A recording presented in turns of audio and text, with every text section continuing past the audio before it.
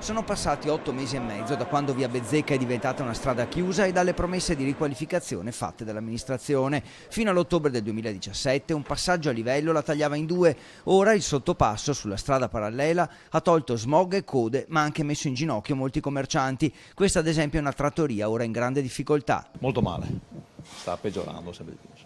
Ci hanno tagliato fuori da tutto. Cosa chiedete?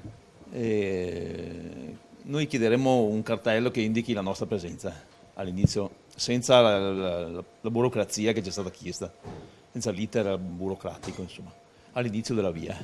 Tanti bar chiudono, quello là in fondo sarà, adesso sarà qua, sarà, anche al fornaro qua sarà, non c'è più niente. Qua scusa, guarda, deserto. Questo commerciante non ha perso la sua clientela ed è soddisfatto che l'inquinamento sia sparito, però ci sono situazioni inspiegabili. Sistemare la segnaletica perché vengono ancora i vigili per la pista ciclabile.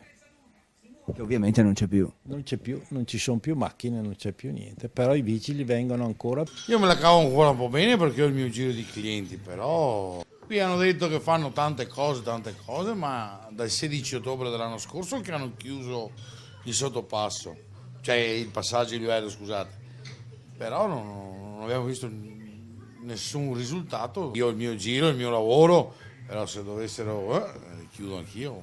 Ho paura che un domani più che altro qui ci sia un deposito, qualche spaccio di qualcos'altro. Se io parcheggio lì mettono la multa, se uno passa di qua mettono la multa perché non si può parcheggiare. In via Bezzecca dicono il comune, insomma non si è più visto, i progetti non sono partiti e la strada sta morendo. Non chiediamo niente, ci hanno promesso loro il mercatino, parcheggi, una rianimazione della zona.